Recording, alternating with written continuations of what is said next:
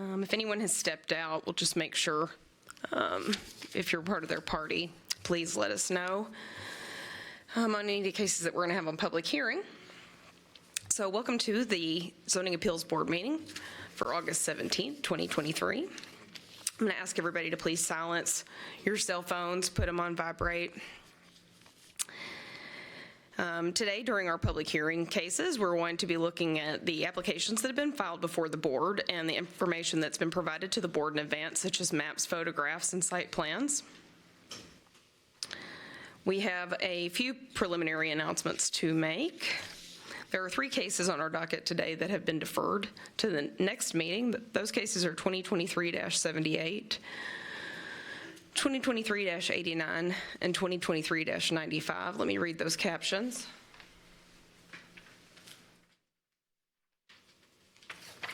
First case that's been deferred is a case filed by GWS Holdings. The owner is Stephen Griffith for property located at 6304 James Court, requesting a street setback variance. If you're here for that case today, that case is being deferred to the next meeting. I will provide some more information about that next meeting here in just a moment.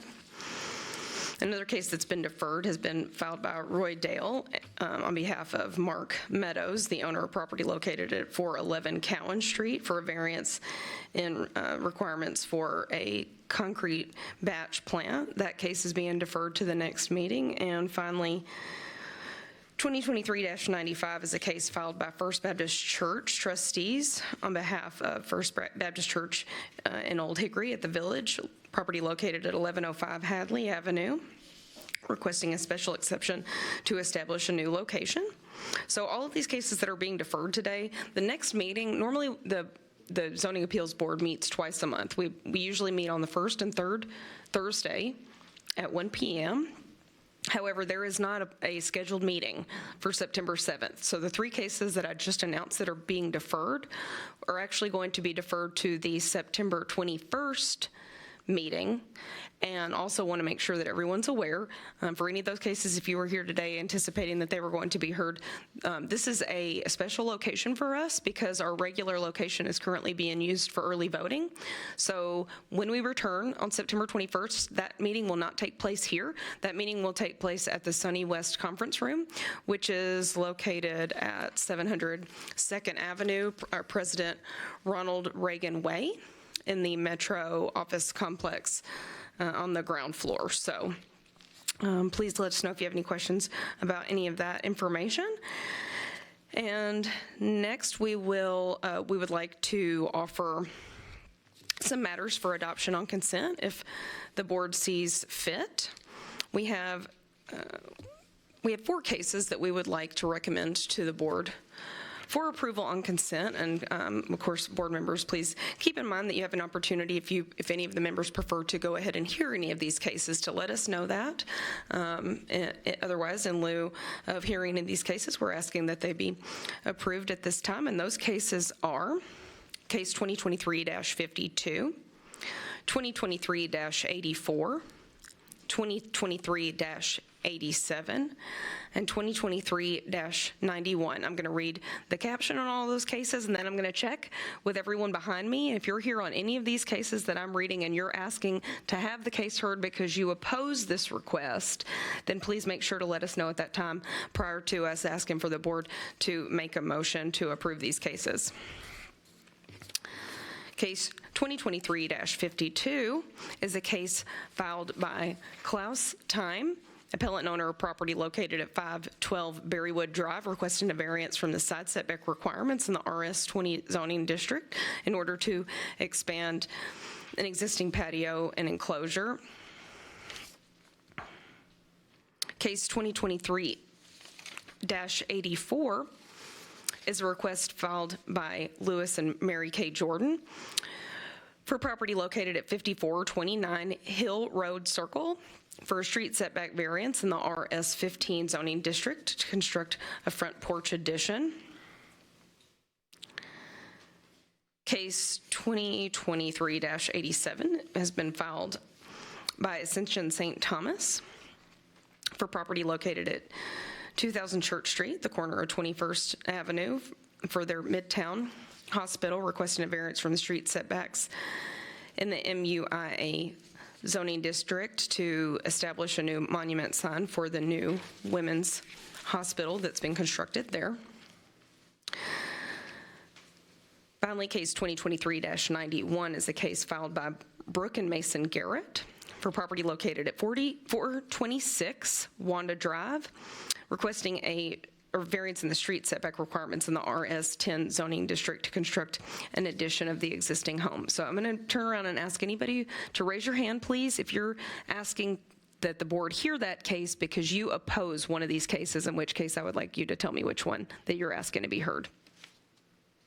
Okay, Mr. Chair, I do not see anyone who is opposing any of those cases, and so if I could ask one of the board members to make a motion to approve these 4 cases on the consent agenda, please.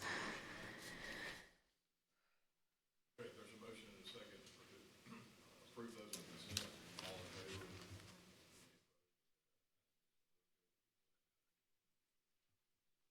Okay, thank you. We'll show those cases as being approved. Everyone who just had, if you're one of the applicants on one of the 4 cases that was just approved by the board, you are free to go at this time. You have 2 years from today to finalize your building permit so that any of the other outstanding sign-offs that you need to obtain from any other departments, if there are any, then you'll need to go ahead and go through that process. I will send a copy of the order of today's proceedings to you, and so feel free to also be in touch with us after that if you have any questions remaining about that procedure. Okay, thank you.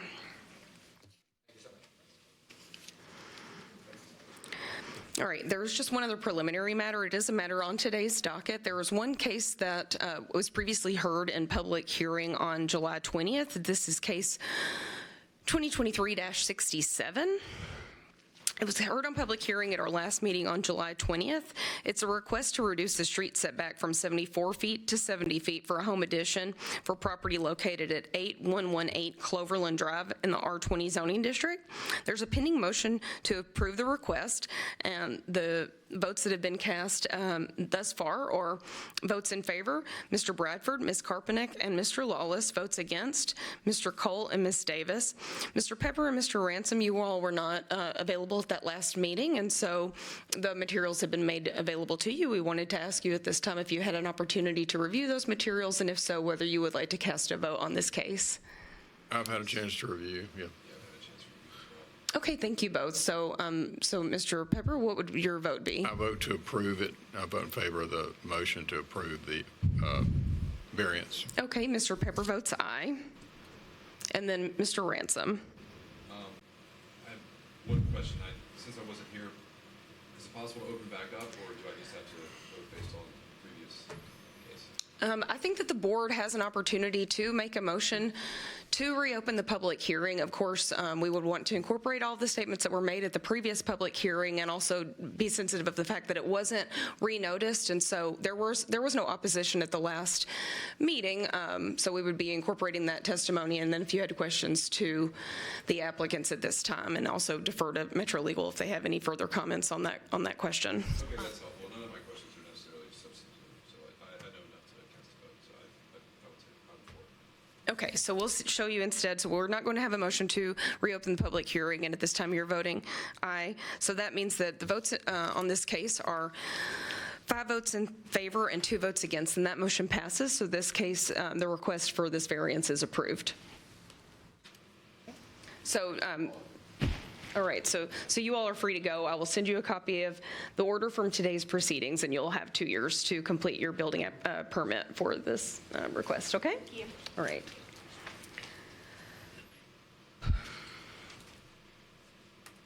All right, so that leaves, we have 3 remaining cases on today's docket, and these cases are all going to be for public hearing.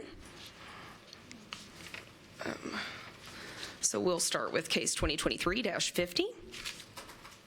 This is a rehearing of an order that was previously approved, granting setback variances for property located at 407, 411, and 415, 31st Avenue South. That case was entered at the June 15th – 'th. 2023 – 50. 'Zoning Appeals Board meeting, and pursuant to the order, 5 votes in favor and 2 votes against, and that motion passes. So this case, the request for this variance is approved. The 40-foot street setback was reduced to 10 feet for the 415 property, reduced to 15 feet for the 411 property, and reduced to 20 feet for the 407 property, which is reflected on the site plan that I'll show you momentarily. And then the rear setbacks for all properties was reduced to 5 feet from the alley. The petitioner, Ms. Sapo, requested a rehearing. She had previously written into the board, and through administrative error, that document was not made available to the board members, unfortunately. At the time when this case was approved on consent, there was no public hearing at the time based on the incorrect belief that we all thought that there was no opposition to this case. On your desk, you will see a letter that was sent in at that time from Councilman Cash. We've received no further correspondence from him or from anyone else regarding this matter, although it has been renoticed. So the previously existing record has been made available to you, as well as the 2 letters that have been sent in by Ms. Sapo, one requesting a rehearing, which has been granted, and one the original letter that she sent in that we unfortunately failed to provide to you all. So at this time, we'll look at our slides on this case. This is the map, the zoning map of this area. You can see it's zoned RS 7.5. This is close to Love Circle, right on 31st. You could also think of it as Blakemore. And you can see directly across the street are some Vanderbilt. I think that those are practice fields. This is what the property looks like. There's no current structures on the property. That always catches my eye if I see a nice flower whenever I'm visiting property. So this is the streetscape there. So there's a sidewalk out front, otherwise vacant land. That's the practice fields. This is the site plan.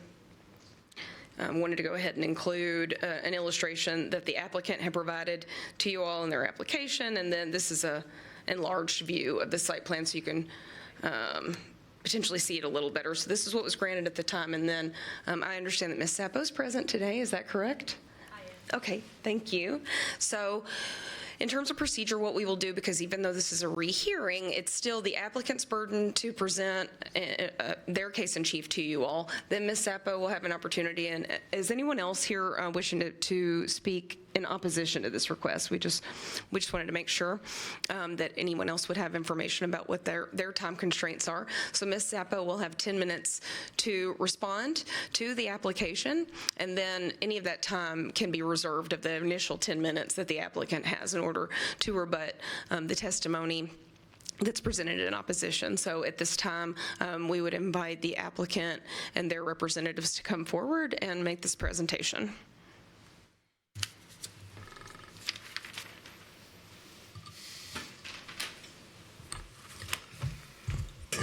Afternoon, Doug Sloan, 6354 Torrington Road, and this is Charlie Phillips, the owner of Volunteer Builders and of the properties.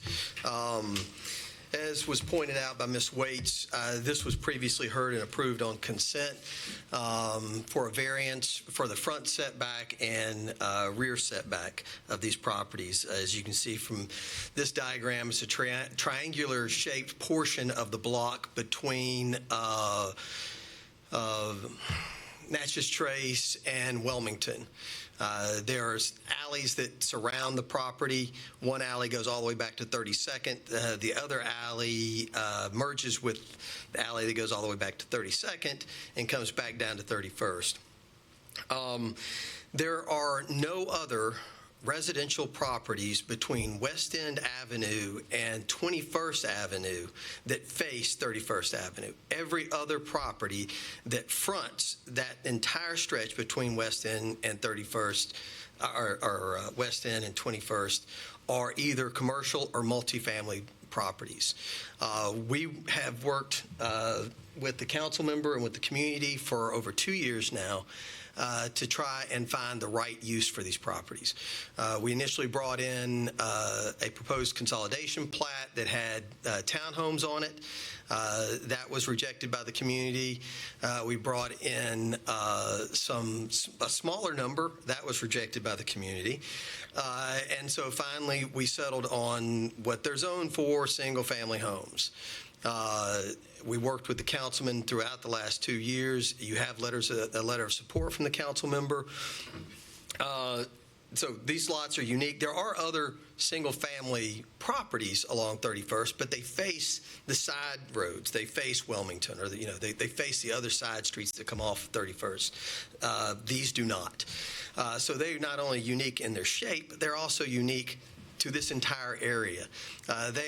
These lots face 31st Avenue, which is a major arterial street, which then requires, based on 1712-030B, that there be a 40-foot setback. Between Natchez Trace and Wilmington, there's only one other property. There are 4 other properties, 4 of which have a rear setback, and 1 of which has a side setback. The side setback, that is, if you're facing the property to the right, it sits back 20 feet. To the left is a fence line that goes along the backs of the properties that go to the corner of 31st and Natchez Trace. And that fence line is about 3 feet off the sidewalk. One of the efforts here is to go from that 20-foot setback on the side of the building that's on Wilmington up to 5-foot setback, or I'm sorry, 10-foot setback as it reaches where those fences are. That's a privacy fence that stretches the entire length of the rest of the block. So we're trying to achieve the contextual setback, if you will, trying to match that in some way so that these structures fade from the 3-foot privacy fence that's to the left of these properties to the side setback of the property that sits on the corner of Wilmington and 31st. The portion of our code that talks about contextual setbacks does not apply here. And the reason it doesn't apply is that we don't have any residential structures anywhere on this entire stretch, much less this block face, which is what the code requires. So what we did try to do is come up with some rhythm that would create that same effect along this block. Also, as you can see from this diagram, the alley continues to cut along the backs of these properties so that you end up with a very uneven setback. And if we tried to meet the 20-foot setback there, at its shortest side, each one of these lots would reduce either from about a third to well over half of it. I don't even know how you could achieve that with the lot furthest to the left, because you have a zero where your front and back setbacks come together, or property lines come together. So we believe we've met the hardship requirements in the zoning code under 174370, and we would ask that y'all approve this variance. As I said, we've been at this for 2 years. We thought we had this wrapped up at the last meeting, but we're certainly here for questions tonight. Thank you. Thank you. Any questions for Mr. Sloan? I do have one. Can you hear me okay? Yes. Okay. So are you saying, so I drive in this area often. I don't live in this area, but I drive through it, so I'm familiar with it. Are you saying, I think you were talking about side setbacks for other existing homes that their side is along 31st? And Correct. How far are those set back from the property lines? Did you tell us that? I can. I looked at that earlier. So beginning, as I said, beginning right next to his property, it is right at 20 feet. But as you go towards Wilmington, it gets all the way down to 15 feet. It starts to creep up next to it. The next building is 25 feet. The next building is 10 feet. The next one moving towards West End is 15 feet. The next one is 6. The next one is 17 and a half, and then the apartments that sit right on the corner is 0. They're right on the lot line. So it pops back and forth everywhere from 0 to 20, just depending on which one you look at. And what is the size of each home? What's square footage? All three are master down. All three have three-car garages. Oh, I'm sorry. And right now, we're in the schematic design phase. C3 Studios out of Knoxville is working on them. When we received approval at the last meeting, we were full steam ahead. So the question was how... I'm not really sure because I'm in the middle of pushing and pulling on walls, but the last I saw was about 3,300 feet. But I will say that this question did come up with the zoning administrator, and we are meeting the RS 7.5 allowable footprint for the property. We're not asking for a variance from that. Any other questions for the applicant? Okay, yeah, you're going to have some time left on rebuttal. Yeah, we would ask to reserve that time for Looks like you got rebuttal. about 4 minutes and 50 seconds left if you need it. Thank you. The IT department shared with me that the microphone's not picking up your audio. Okay. Maybe we can pull the microphone a little closer. Yeah. All right, maybe that's better. Okay, ma'am, if you'll come up, I believe you oppose this, so you'll have 10 minutes. You want me to say here, doesn't matter. Yeah, yes, and state your name and address. I know we have it on file. We'll do that when you get started. Okay, no problem.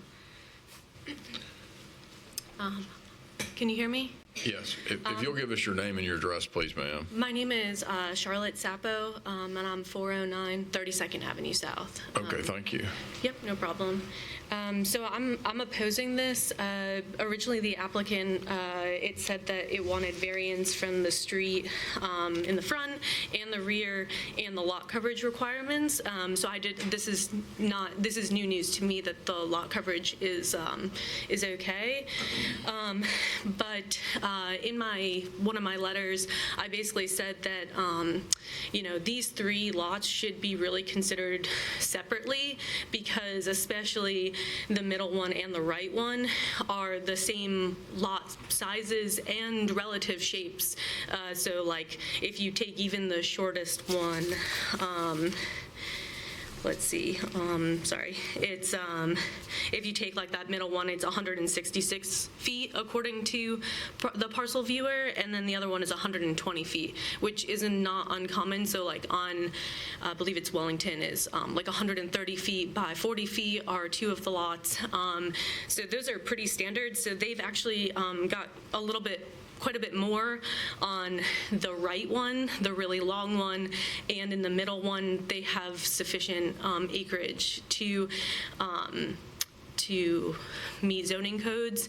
And then in the alternative, they could have asked for it to be pushed forward or backward, not both. So they're increasing the size of the footprint by basically extending in both directions at this point. So I totally understand that they want to match what's on 31st, but they've also asked to go back too, which doesn't quite make sense to me.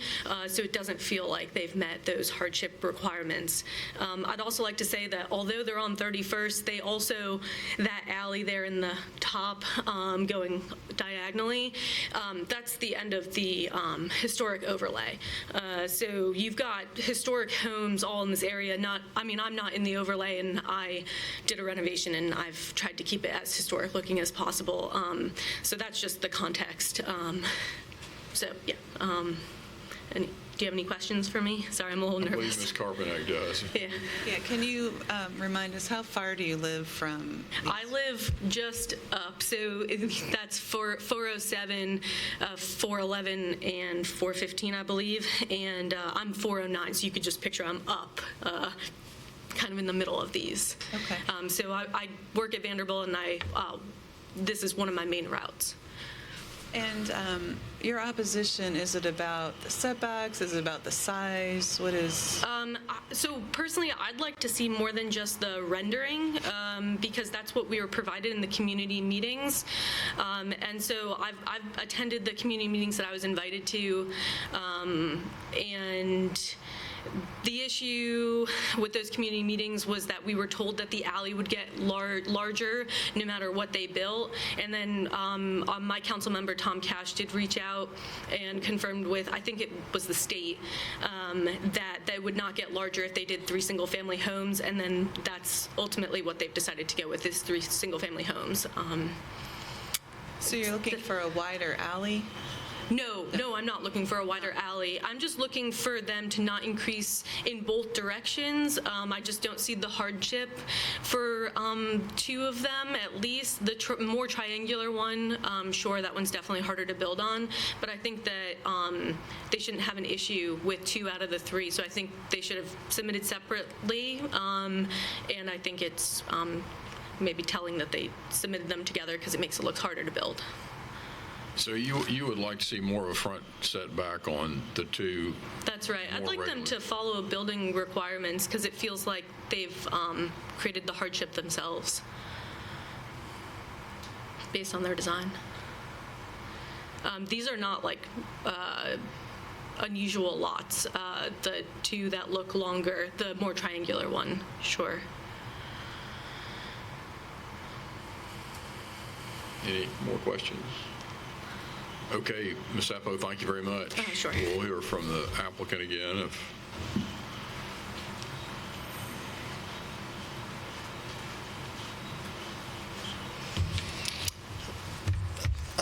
so that I'm clear, what would your required setback be on 31st? On 31st? 40 feet. Okay, I And the thought reason that that's different than every other property in Hillsborough Village is that it's the only one that faces an arterial boulevard. And so under the Major and Collector Street Plan, if you've got RS 7.5 that faces a major or a arterial, it has to be 40 feet as opposed to, like Ms. Zappa's property, 20 feet, right? That's the difference, is that the community wants this property to be treated as though it's in the historic overlay, even though it is not.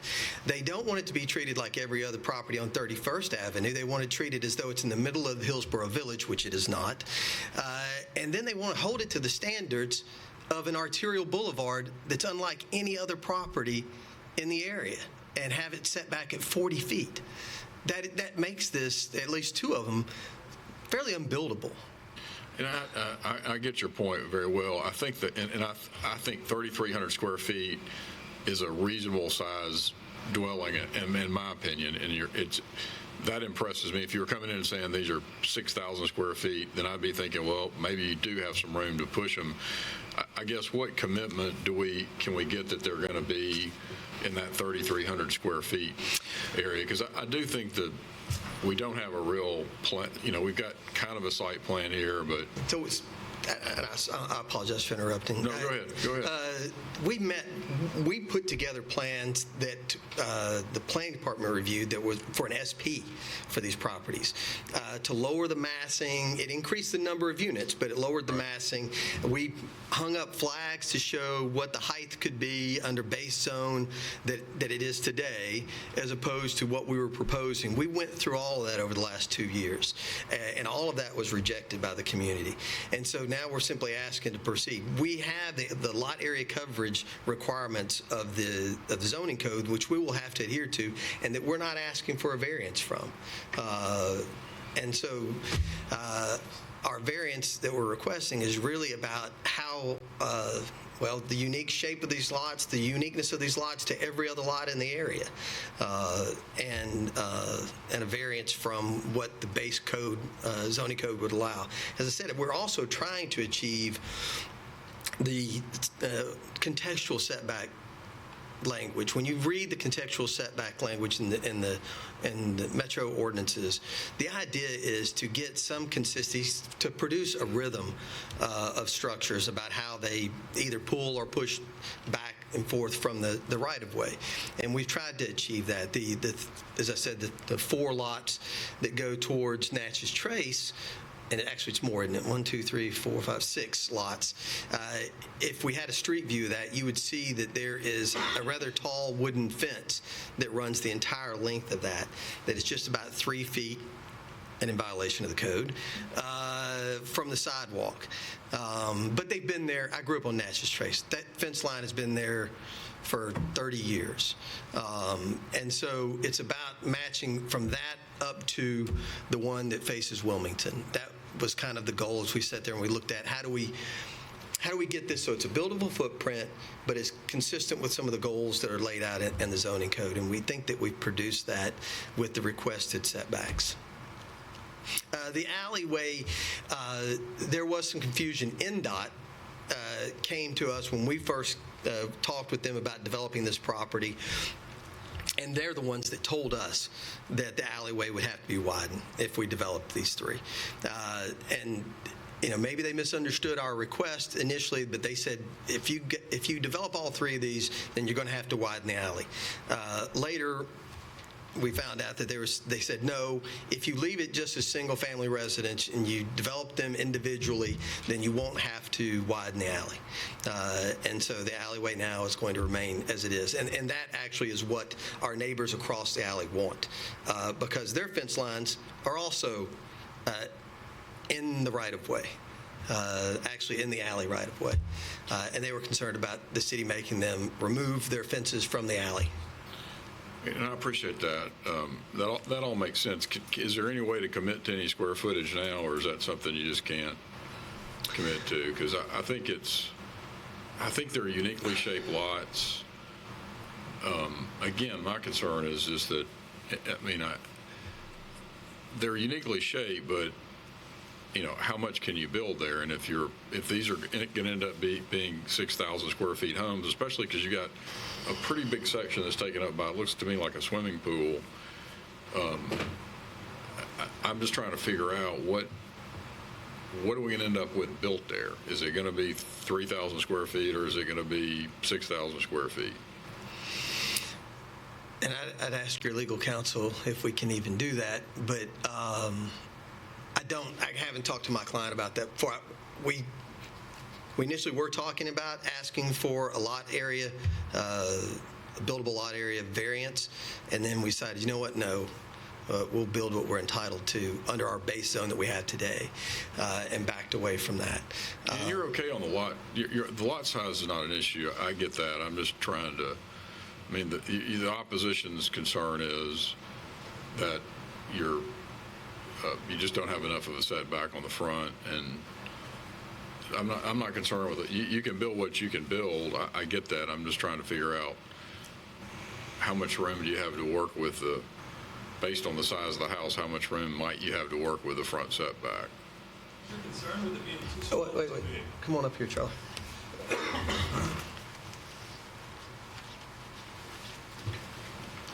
Do you not want me to build too small or too big? I don't follow which way you're going. Well, I'm concerned about, is it going to be too big? If It's not going to be 6,000 feet. Okay, so it's going to be in the. No, I've got rough numbers, but like I was saying, Okay, it doesn't look like 6,000 square feet, No. but I think it's legitimate that if you're going to put a really big house on there, that would give you more room to work with the setback. That's what I'm trying to figure out. Is it what we're talking about here? 3,000 square feet. That seems reasonable to me.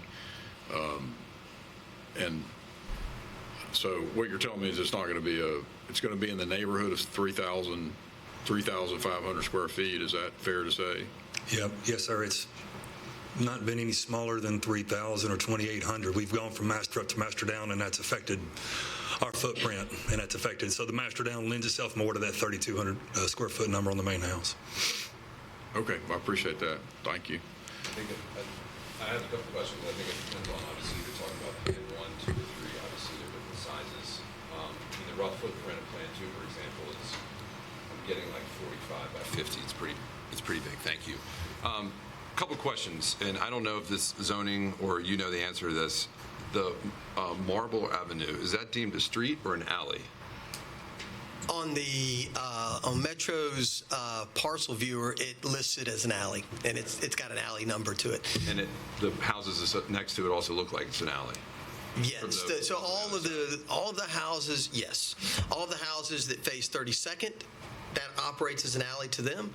And then the house that faces Marlboro has sort of a courtyard where they park. And so the entrances are actually off of Wilmington, and then they park into the courtyard. So it almost is like those houses are it's two single families, and they kind of face inward to their side lot, if you're looking at the one on the corner.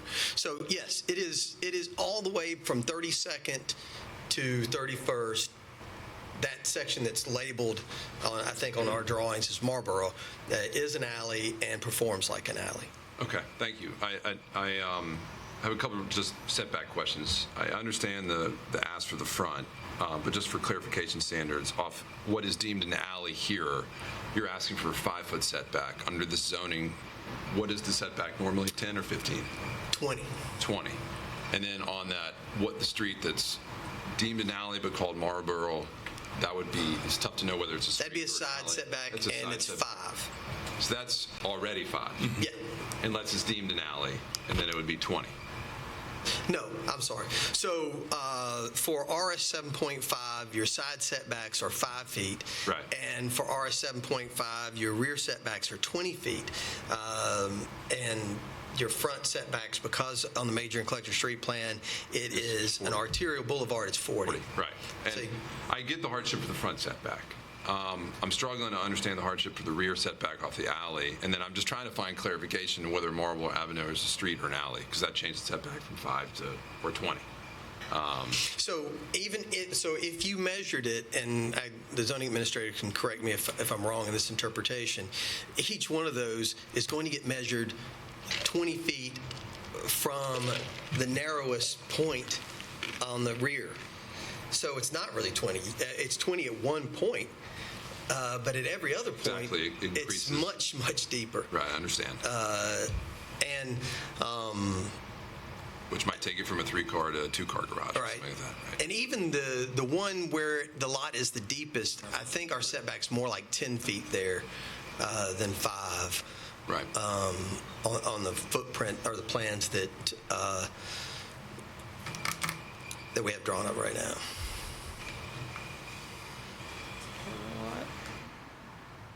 Gosh. Any more questions for that? Mr. Lawless, you have a question for the applicant? Actually, should we talk about trees now or later? We can talk about trees now if you'd like. There are a number of trees which we want to keep, and Charlie's shown a couple of them here on the drawing that we're trying to keep, but there's also a couple of hackberries I know your love for hackberries, Mr. Lawless, that will probably not be maintained. But Are you going to replace them? I don't know the plans for the trees. I'm not saying you need to turn it into a forest. I'm just trying to, that part of town has got, some great old trees. I know you can't. There's one I think it's Marlboro on the front right corner, Yeah. right by the sidewalk, that I sure hope nothing happens to that one. Because, I can't replace it with anything that's even half as good looking as that one. I think all the trees that I'm not sure until we get, construction documents that I can guarantee, but anything on the front streetscape wise, I'm going to try to keep everything I can that's there now. And if it doesn't, and if it does not pose a danger to our house, then we always keep it. Except for Hackberries. All right. Thank you.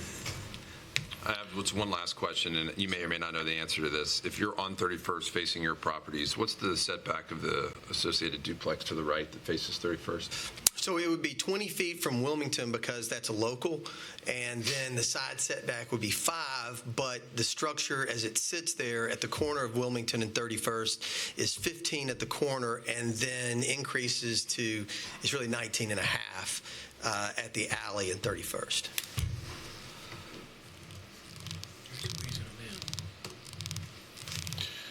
Any more questions for the applicant? Okay, thank y'all very much. We'll close the public hearing and discuss. Well, I understand the Mr. Sloan's makes a good point about, if you look at the context, maybe you don't need 40 feet on this arterial street, and I get it. I'm always kind of concerned that I don't want to substitute my judgment for the code. I want to be able to find the hardship and not base it on that. I think 40 feet is, it shouldn't be 40 feet because that's what it is. I think these are unique lots. I usually like to see a more definite site plan before there's a variance granted. I understand that they're, committing at least in an informal sense with this committee to keep it to 30, somewhere around 3,500 square feet or so.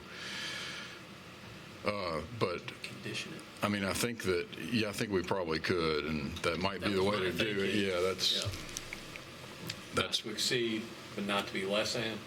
I think that would probably be a way to get there. I mean, And then I'm looking right across the way.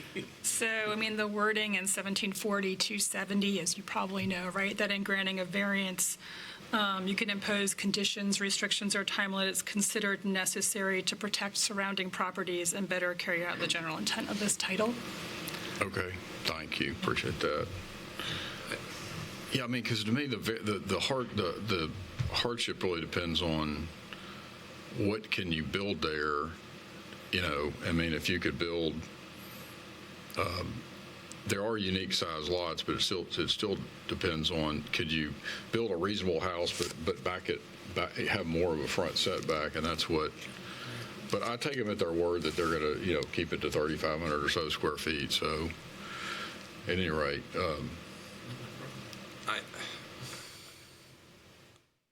I struggle with maybe shrinking it down to a square footage because each one of these are so unique. I think on what they're calling Plan 3 and Plan 2, you can fit everything in there. I think the more that you constrain the setbacks, maybe the higher it goes. But I mean, Plan 2 looks like that's a pretty sizable footprint for the main structure. I think Plan 1 is really the one where I think the variance is really most required in order to fit anything on there. If they're trying to squeeze 3 in, If it was a two-car garage.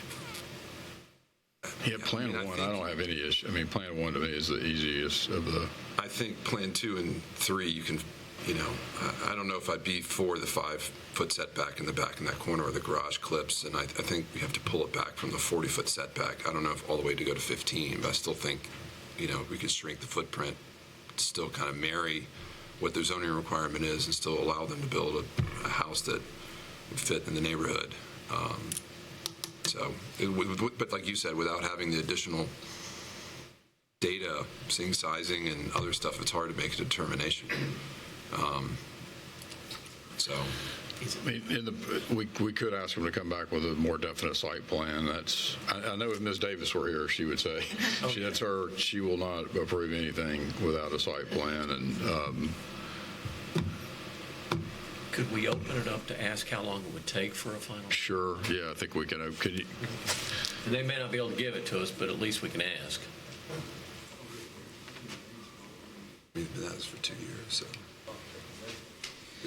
You guys are building the arcs. We feel like. Can you turn your mic on there, Mr. Sloan? Oh, okay, I'm sorry. We're looking at the site plans that we have, and we believe that they are right at 3,500 square feet because it's 2 stories. We're not going 3 stories. We're not, trying to match up the height, the maximum height on the property. So if there's a square footage that y'all want to limit it to, and it's somewhere in that 3,500 square foot range, then we believe that our plans match that. Well, how long would it take you to get site plans? I mean, we could have them probably in the next week to supply you with. I'd point out that we've been at this for 2 years, and we were on the consent agenda and approved and started moving forward and then had to come back again. And I know it's been frustrating, and I know you've worked with, and we all appreciate that you've worked with the community, and I totally get that. I'm sincere when I say that you've made a real effort here. It's just that, we're not the council person or the community. We're the next level, and it has been pretty consistent that we have wanted to see site plans of a more definite nature before we grant variances in quite a few cases. So we're not picking on you. Well, if I may, the council member sent a letter of support. Oh, I know. I got that. Okay. We've all read that. Yeah, Because he knows what we've been through to get to this, and with the community. And let me say that there was a large number of people who opposed a lot of the different iterations that we've gone to, and we're down to out of Hillsborough Village, and I don't know if y'all have ever, I know you have, seen the crowds that can come out over development in Hillsborough Village, that we've come down to one person, is how far we've come with this development. This is not by far the first iteration. So we can, to answer your question, Mr. Pepper, is that we can have something to you tomorrow, but I know that we won't be meeting again until September. I know, I think 17th or September 21st, actually. Yeah. So. Yeah.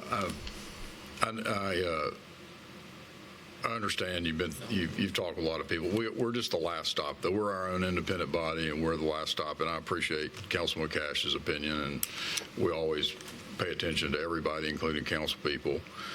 So anyway, anything else for Mr. Sloan? I'm just sort of expressing my desire that it would really help if we had the final look, or at least something. And I just say because I'm taking Ashanti's spot, sort of making that particular comment. And I'm not trying to slow you down, because you guys have worked hard, but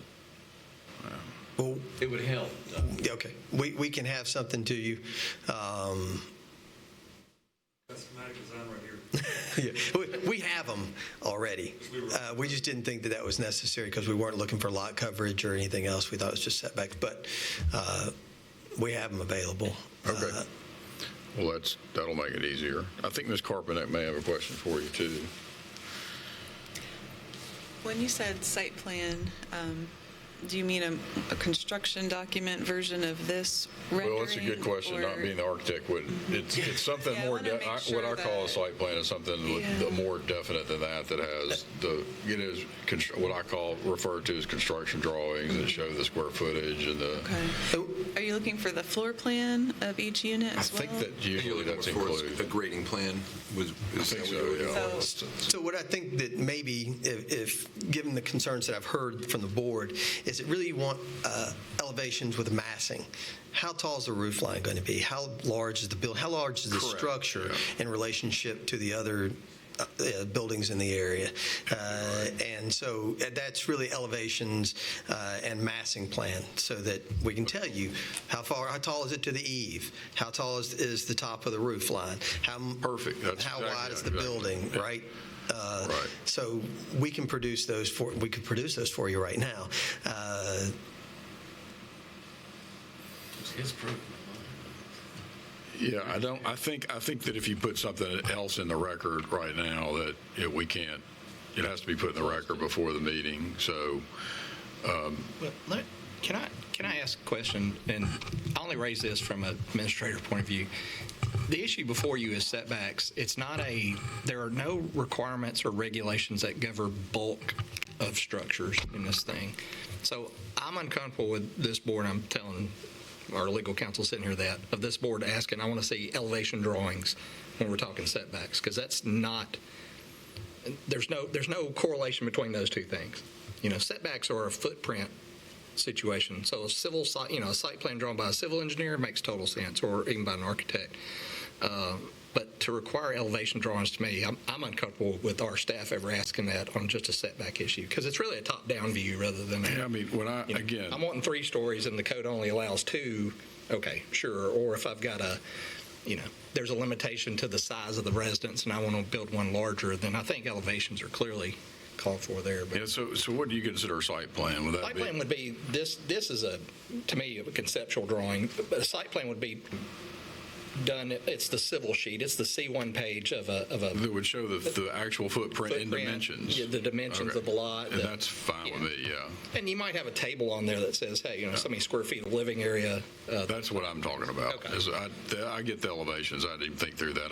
The elevations I don't think matter much to me. I'm really looking for, I think we're all looking for just to see some footprints and square footage. And If I may, in terms of questions of the applicants or, anyone before the board to have an opportunity to provide additional documentation at the hearing, that is permissible under our rules. Now, I understand. Now, I don't have the ability, unfortunately, to access email because we're not in our regular location. Yeah, and another thing that I was thinking, okay, you're able to actually get on Wi-Fi, and another thing that I thought might be of interest to the applicant, of course, that's up to them in terms of their case in chief, but potentially making copies, while we hear the next two hearings. So sure, and I appreciate that's a good point. It's up to you. I think I'm willing. I think probably I'd speak for the board to take some time here today to take a look at them and get this over with so you don't have to come back. If you want to do that, if you want us to come back next time, we can.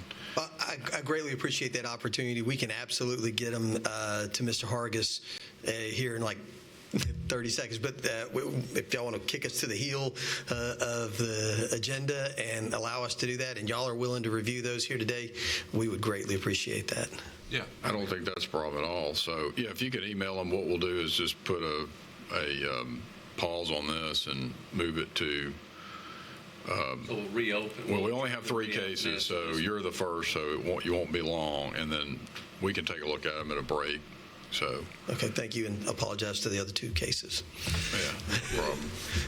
Thank you. All right, thank you. So y'all will leave the public hearing open? I think we're going to go on to our next public hearings. Okay. Yeah. So you can go ahead and close public hearing for now and move on to the next Right, two we're going cases. to close for the record, we'll close the public hearing now, move on to the next 2 cases. We'll reopen the public hearing after the board has had a chance to review the site plans that we expect to receive. Correct.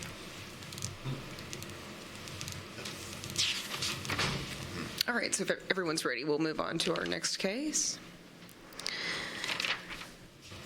We've got case 2023-85. This is a request for a variance to reduce the rear setback from 20 feet to 5.75 feet to permit a partially constructed back porch located at 504 Sugary Point in the RS-10 zoning district. This is our zoning map. It's located on one cul-de-sac, and then the property kind of faces toward another cul-de-sac in the rear view of those lots. So this is what that area looks like from an aerial perspective. This is a view of the front of the home. And then here you can see the rear porch. If you look closely, you'll be able to see the fence line. So it's a narrow rear yard, and it's approximately a little less than 6 feet from their property line in the back. This is a view from the underneath side of it, and then another view to show that because if I go back to this map, you can see how the house with the little, small little red notation there, showing which house it is. It has its rear yard faces 2 other homes, so you can see them in these photographs so that the houses are all sort of close to one another. And then here is a site plan reflecting what that rear extension looks like and reflecting the 20-foot existing setback in that area. Is there anyone here wishing to speak in opposition to this request? There's not. And Mr. Chair and board members, may I ask for your consideration that the applicant here today, he's brought his daughter, and she's going to provide interpretation services for us. And so they may need a little bit more time, and there's no opposition. So normally they would have 5 minutes to make their presentation, and perhaps we can just, give a little bit of leeway if necessary. And so at this time, you all are welcome to come forward and discuss with the board about the request that you've got here today.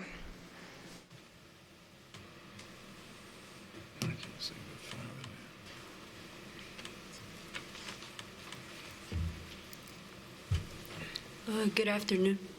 Can you hear me right? Will you please state your name and your dad's name, and then your address, which is of course 504 Street. Thank you. My name is Kimberly Quiroz, and this is my dad, Hugo Quiroz. And then our address is 504 Sugar Point, Antioch.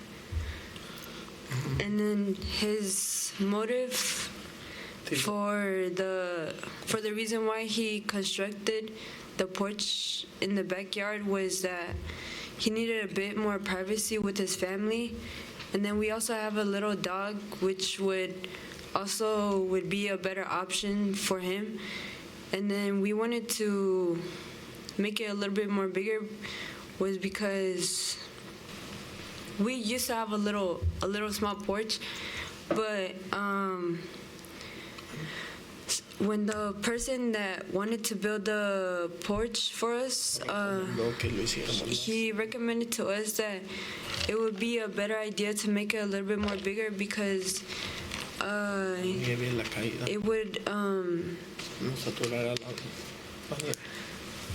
it would be better for us because when it would snow, it wouldn't we wouldn't have any more problems with having to build anything more for it. And then queríamos hacer algo más chico. But we originally wanted to have it a little. We didn't want to originally make it that big, but we had an original idea of making it smaller. Cometimos el error de. And then we made sin permiso. a mistake of having to do the porch at our backyard without permission, without a permit. And then, ¿qué más? Pues también lo hicimos por los motivos de que tenemos un vecino que tiene un perro. And then we also made it for another motivation why we did it was because our neighbor, he has like a pit bull, and we also wanted to make it like so like if the dog anytime got out of his place, he wouldn't have to attack my little brother when he would like play outside or something like that. Pues sí, es la decisión que tomamos. Sabemos que hicimos algo mal. And that's just our decision, and Sí, no sabíamos que los límites de la construcción. And we didn't know the limits of where we could build. Y la mejor opción, mi decisión fue hacerlo atrás, porque enfrente, si lo hubiera hecho algo enfrente, pues se vería mal, daría mal aspecto a la casa. And then he didn't want to build it in the front yard because he didn't want to make it like look bad. Is it, do I understand from the material, it will not have sides on it, is that correct? It won't be conditioned, won't have air conditioning or heat or sides on it, it's just going to be strictly a cover? No le vas a poner aire acondicionador, ¿verdad? Leave it open. No, it's just gonna be like open. Like that's just. It will be open, is that what you're saying? Yeah, there's Okay. not gonna be any electricity or anything. La electricidad la tenemos pegada a la casa, no necesitamos. Is any neighbor that's behind you, have you talked with them about this? Have they had any complaints about it, or? Sí, has hablado con la señora que vive atrás de nosotros y si ha ponido ningún complaint, la que tiene el perro chiquito. No, pues es nuestro amigo. No, she doesn't really. Nosotros cuidamos a su perro, dile. Because she really doesn't have a problem with it. She's like a friend of ours, basically. Okay. Any more questions from the board? Do you have a building permit for this construction, since I see that it's already under construction? Si tienes un permiso de que puedes construir ahí. Yes, I think that's a problem. No, he doesn't. The cart, chicken for the egg scenario? Yeah, I think that's That's why we're here.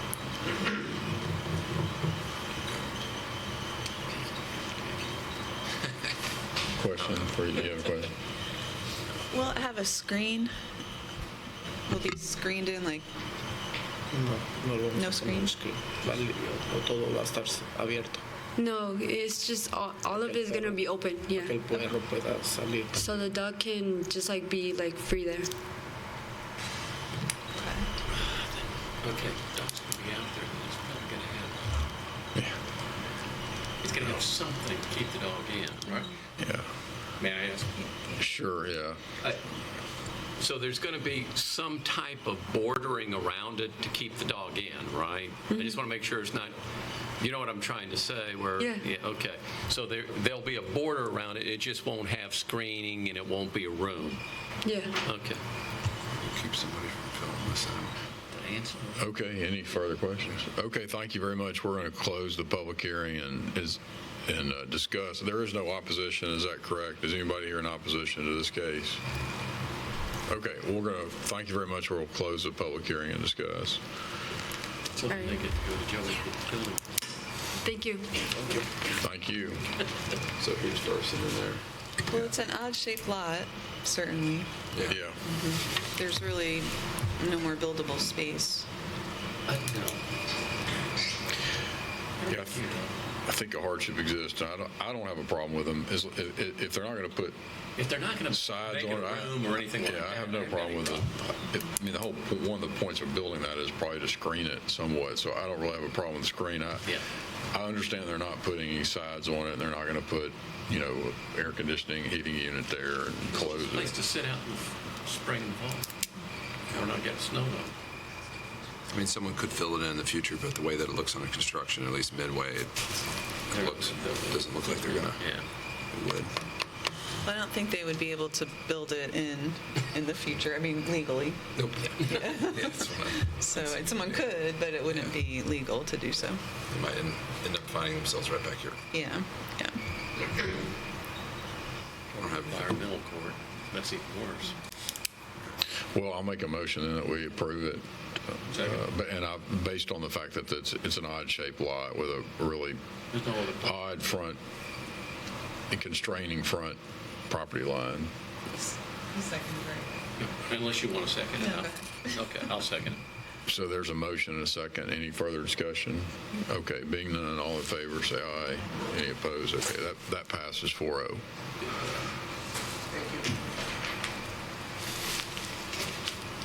Okay.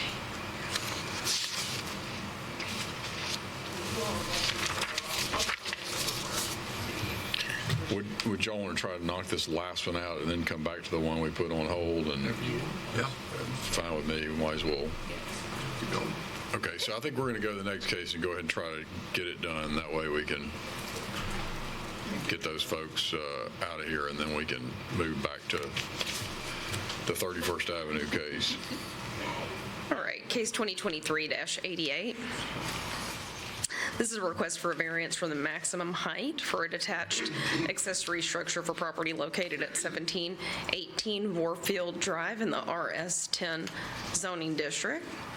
The applicants are seeking to construct a rear structure with a height of 24.4 feet from grade, whereas the maximum height permitted under the zoning code is 16 feet. This is the zoning map of this area in an aerial view.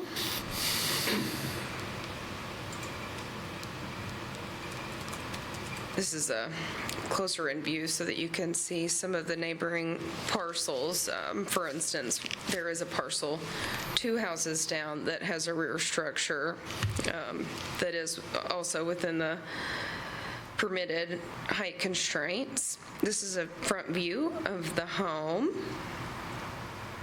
And this is a view from, this is the neighbor's home directly on the farthest left, and then the subject home is in the center, and then the other neighbor is on the far side, just to try to get a sense of what the front street looks like here on Warfield. This is the back of the property and what it looks like today. So this is the backyard where they're proposing to build the rear structure. And then this is facing toward the rear of the house, and like looking toward the neighbor's house on the west side. But this is the subject property, and they've got a rear porch back there, and then this is what it looks like if you're in the backyard looking toward the house. This is the proposed site plan, so you can see toward the bottom right in dark gray where they're proposing to put the rear structure. I just want to check it's not my last slide. This one is a height rendering. So you can see where the existing ridge of the principal structure is at the top there, and then what this would look like comparative to that. Is there anyone here to speak in opposition to this case? There's not, and so you all will have 5 minutes to make your presentation. If you'd like to come forward, please state your name and address for each of you that are going to speak, and you'll have 5 minutes. Thanks. Great. Hi, I'm Mitchell Barnett. I'm architect working with the owner here, Tim Holmes. And so, yes, the request is to put it... Can you state your address for the record, please, sir? My address? Your address, yes. My address, my office's address. That's fine. Is that okay? That's 2021 Richard Jones Road. Okay, thank you. Is that okay? Okay. So this started out on the property, if you were to put the site plan back up. I don't know how to do that. Thanks, Joey.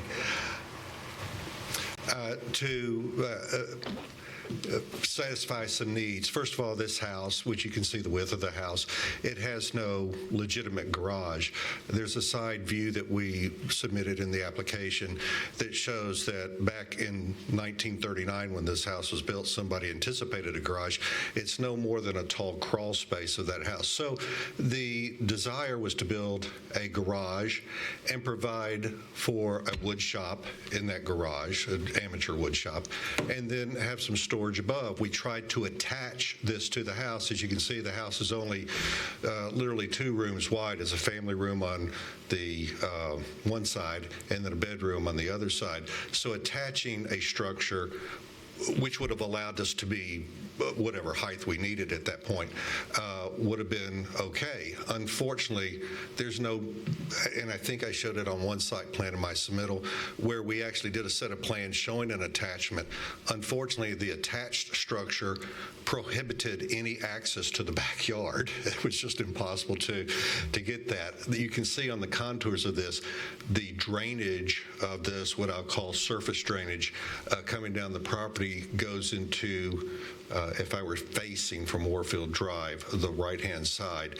And so they are going to have to put a drainage swell there. So all of a sudden, a attached structure, which meets their needs for the house, with that drainage swell, there's just no access to the backyard.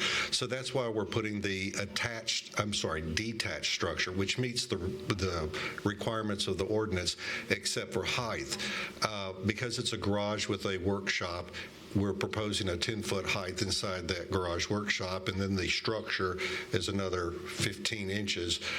If I stayed within the 16-foot height maximum requirement, there would be no storage. Unfortunately, that was the whole purpose of trying to do an addition to this house, is to get some storage. What they're using now underneath the house, which, like I said, is more or less than a tall crawl space, 6-foot tall crawl space, that's storage, and it gets flooded. It floods every single time. Some of the photographs that we had presented show where the water actually, because when it was built in 1939, they didn't consider that aspect of this. And Tim here can tell you, as the owner, they've done everything to mitigate that flood water coming into the house. It's just, you can't store anything. It's a crawl space. And so if we stayed within the 16-foot height, there'd be no opportunity for storage up above. It's not proposed to be a living space, not proposed to be a kitchen, a bathroom, or anything like that in the upstairs. It's just simply for storage. That's all it is. And again, I think the hardship is that this house is only 2 rooms wide. Those egress windows and view windows outside the family room, the bedroom, cannot be blocked. So attaching something that provides for the storage and the parking, just literally was impossible. And we did an entire set of plans trying to do that. It just didn't work. So it boils down to you can't attach it to the house because of the drainage swell. That's what, if I read your material, that's what it boils down to. Yes, that's certainly the majority reason, but attaching to the house would be at one corner because I cannot block egress windows from bedrooms. So the attachment to a house would have blocked the egress windows, meaning the bedroom would have been non-legal. And then the other attachment on the other side was not possible. There's just not enough setback line on the other side. It's only 11 feet. So we were kind of pinned in with no other opportunity.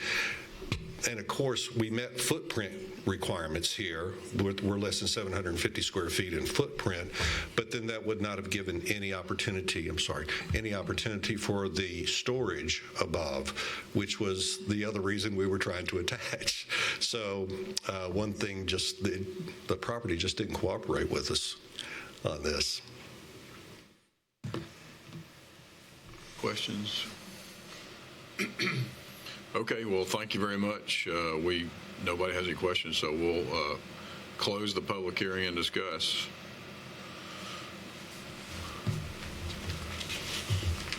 Well, I mean, to me, in reading the materials and listening, I mean, it boils down to there's a drainage swell. Otherwise, they could put it on the house, and then they could have the height they're looking for now. So to me, that creates a hardship, and it also just seems eminently reasonable that not to take something away from them in terms of height, because they're really hampered by the conditions on the lot.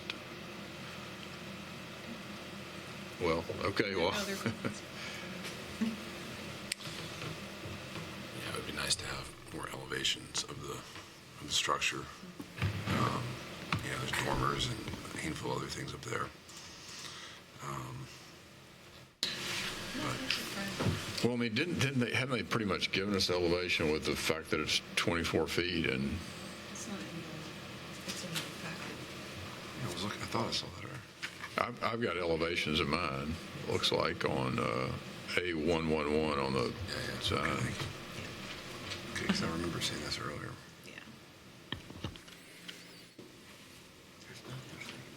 Well, I agree with what you said.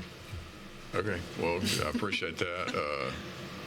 Let's let Mr. Ransom look. I think he may have want to discuss the elevations.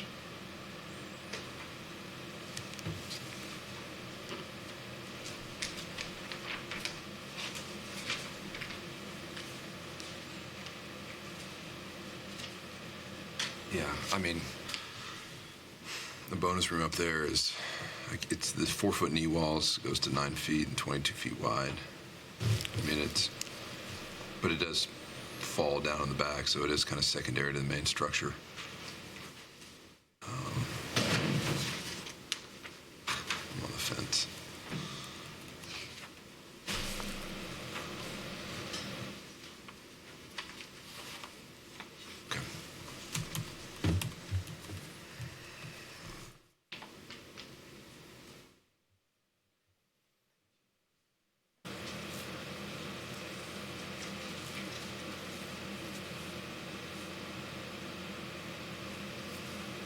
For clarification, the hardship was the drainage swale?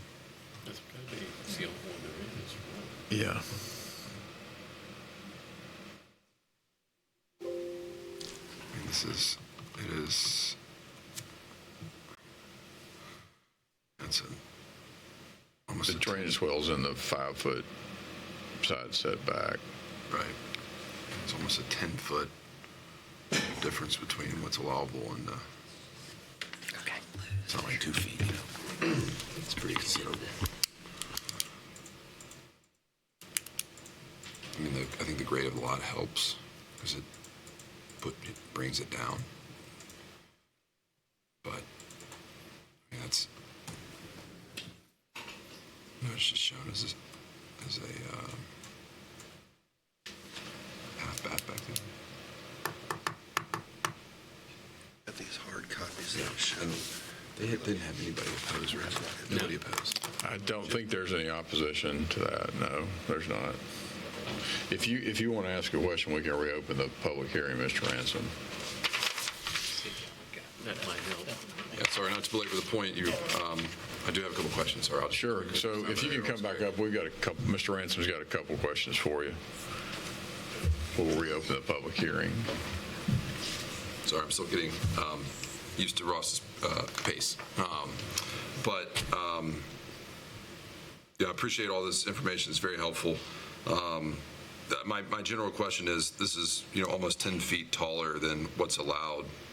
Was there any thought or consideration as compressing this and bringing the knee walls in closer to where you still have a bonus room up top, but maybe it's not 22 by however long it is. It's still a bonus room, but it's smaller to bring the height from 24 down to 20. Were any thoughts or consideration given to that?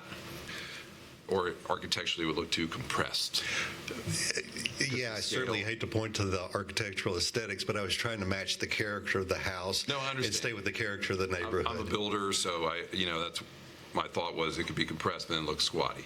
Right. That has a lot to do with it also. Sir, can you state your name and address? Absolutely. Yeah. My name is Tim Holmes, and I live at 1718 Warfield Drive.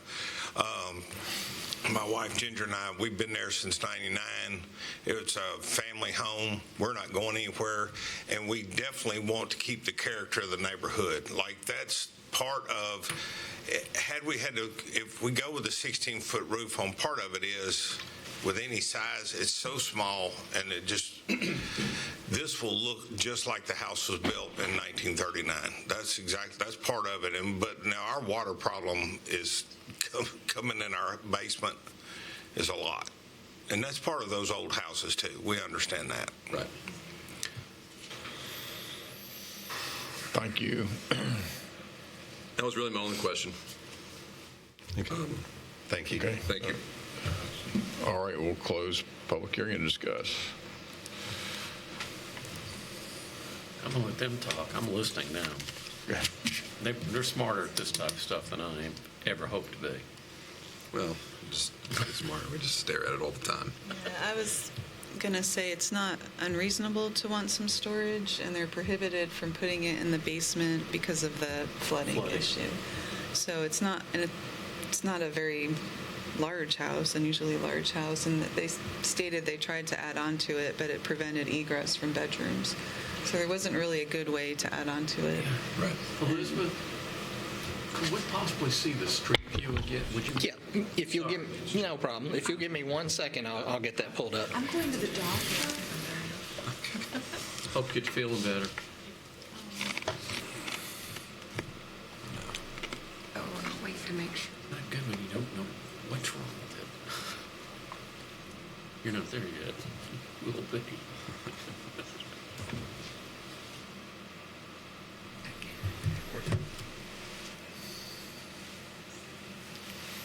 I mean, there's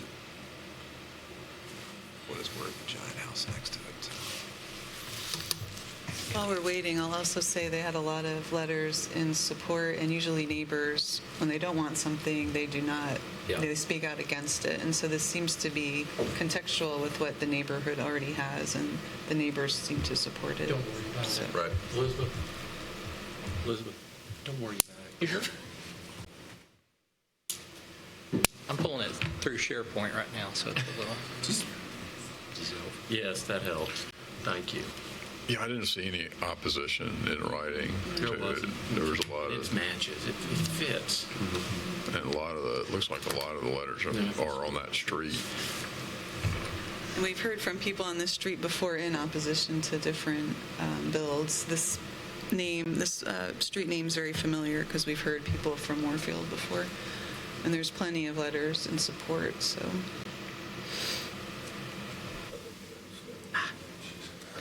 I'm terrible at this, apparently. It has nothing to do with your age. Not at all. We're still using the same PowerPoint I created in 2003. That's what I was figuring. I know it well. So you're still getting the residual? Is that what you're telling us, Joey? There you go, yes. Well, no. I'm still waiting on my Channel 3 residuals from back in the day on Comcast, but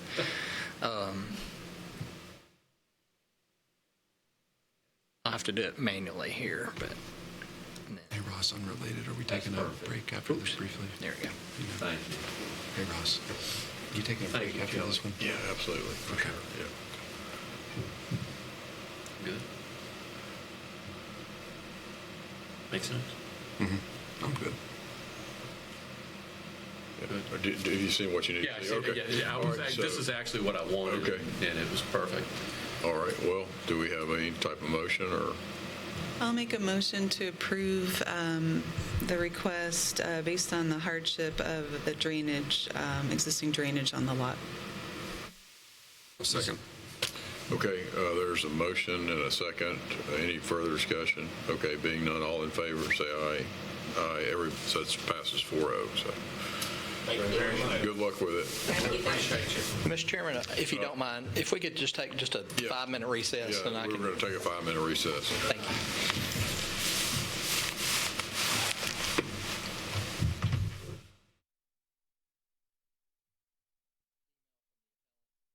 With the site plan, I think you guys need to reopen the public hearing,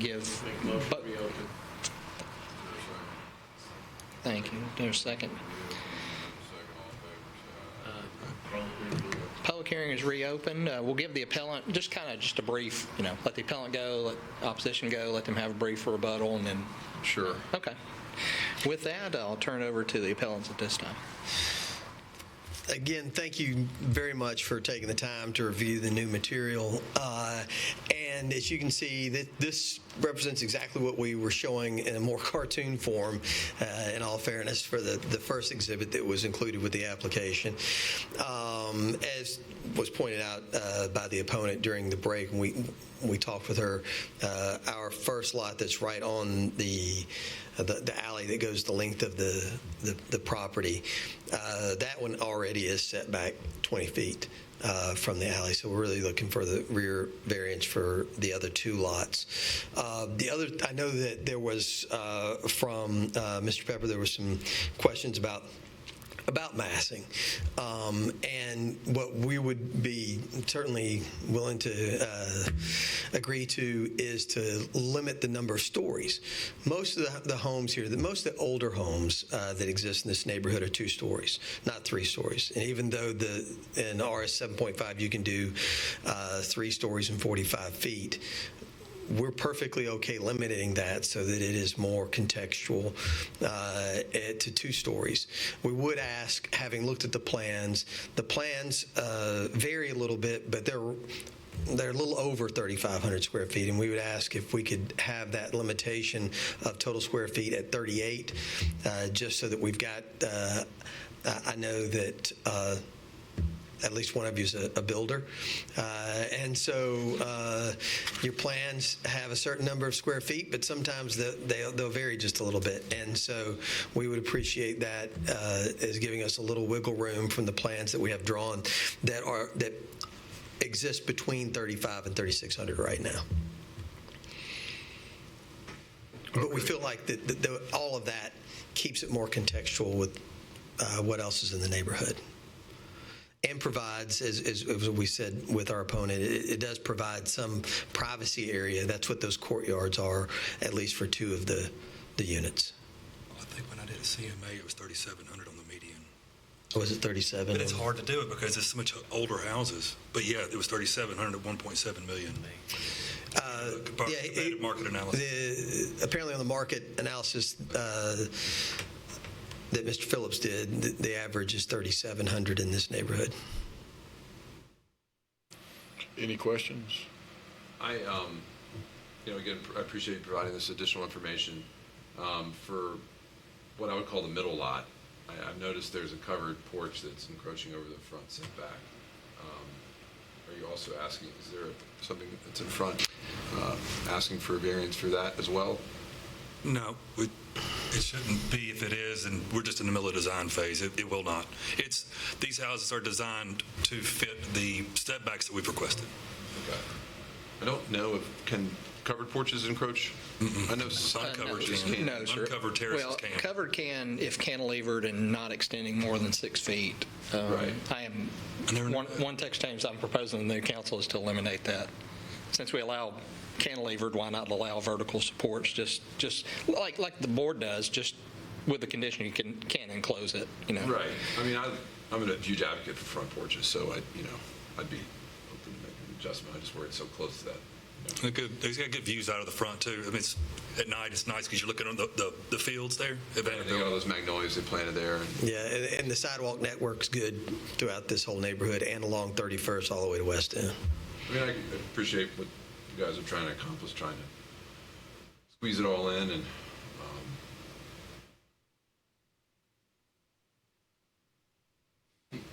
It's going to be a smart car in the first Any, any more questions? Okay, I think that's, thank you guys. We'll hear from the opposition if you'd like to be heard. And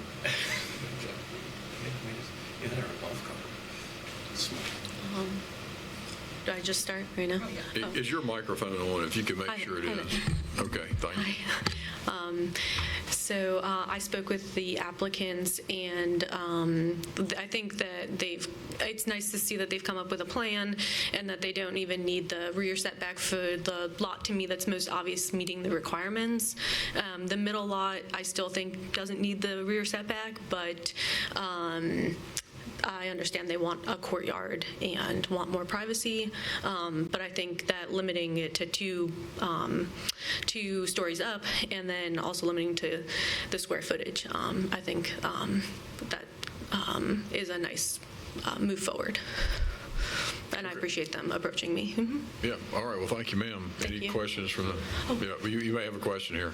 So as I understand it, if they limited the square footage to like 3,800 square feet, Yep. to say that was the top end, that eliminates some of your concerns that you were expressing. That's right. So when I read their application, and I told them this too, when I read it, I read that they want a rear and a front variance, and they want a lot variance as well. So it sounded like I want to build 10 feet back here, 5 feet back here, and 5 feet over here, and then leave a few strips of grass on the sides.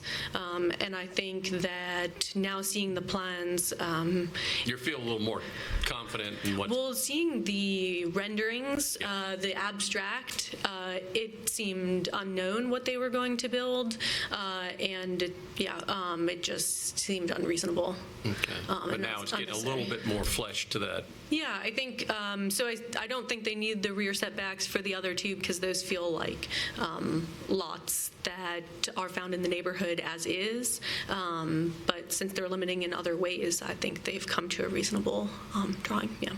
So what you've heard here and what they've said, you're kind of okay with? I am. Okay.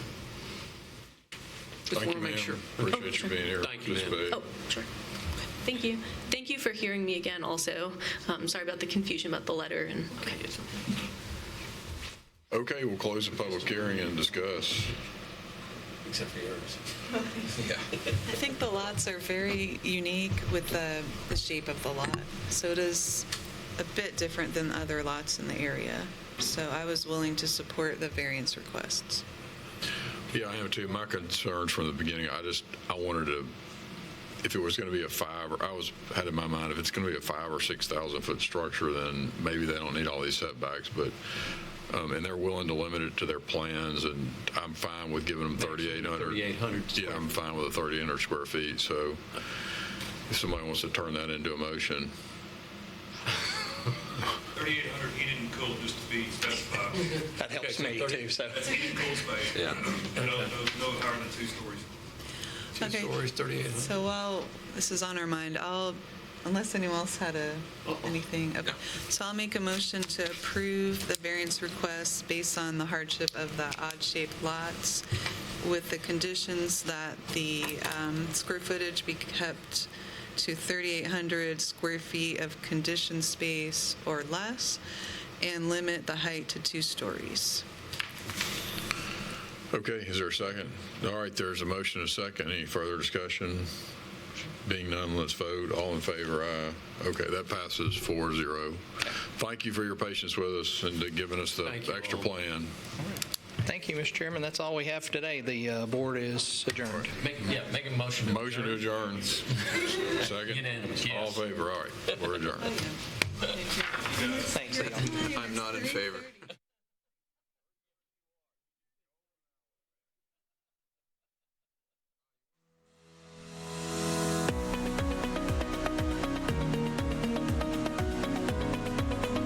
This has been a service of the Metro Nashville Network. If you would like to see this presentation again, or for more information on this and other programs, visit nashville.gov.